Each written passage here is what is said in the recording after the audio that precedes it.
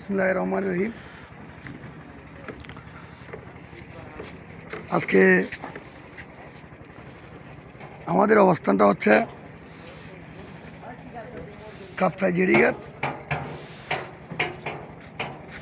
তো কাপ্তাই যদি আসেন দিনের বেলা দেখলে হবে না, আপনাকে রাতের দৃশ্যটা উপভোগ করতে হবে। রাতের দৃশ্যটা একটা অন্যরকম। যেমন এদিকে দেখো, যেমন এটা হচ্ছে কর্ণফুলির উপর কাপ্তাই বাঁধ। কাপ্তাই বাঁধের সাথে মানে স্প্লে অর্থাৎ ঝাঁপ,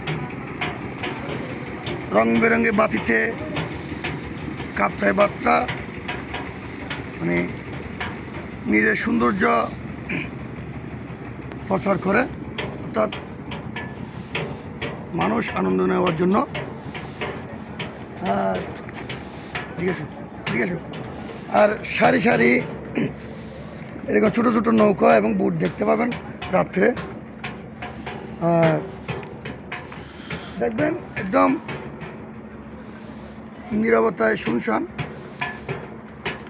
রাতের বেলায় তেমন হই হল্লা হয় না, এটা দিনের বেলায় হয়। আর দিনের বেলায় আসলে আপনি দেখতে পাবেন যে পানির উপর মানে মৎস্য চাষ কীভাবে করে, মানে এই আধুনিক পৃথিবীতে এটা দেখতে পাবেন। এখানে ওইভাবেই দেখা যাচ্ছে। আসেন রাতের বেলায় কাপ্তাই বাঁধটা দেখেন, দেখলে আপনার মন মানসিকতা ভালো থাকবে। কারণ এরকম সৌন্দর্য উপভোগ করতে হলে আপনাকে রাতের বেলায় কাপ্তাই আসতে হবে, কাপ্তাই এসে দেখতে হবে। তা না হলে আপনি কাপ্তাই যে সুন্দর যে একটা জায়গা, আপনি কখনো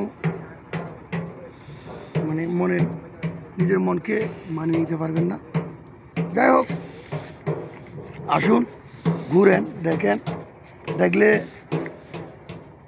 ঘুরলে মানুষের মন মানসিকতা সতেজ থাকে।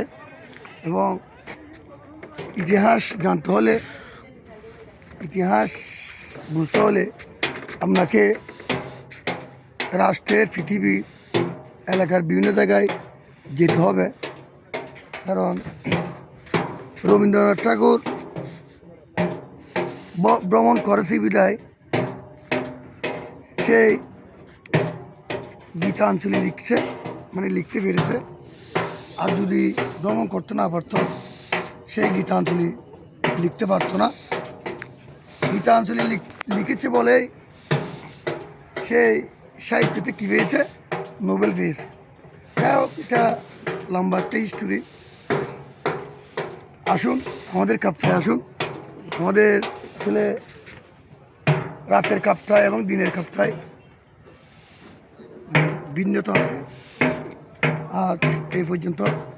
আগামীতে দেখি আরেকটা দৃশ্য, আরেকটা ইতিহাস নিয়ে আসতে পারি কিনা। আজ এই পর্যন্ত।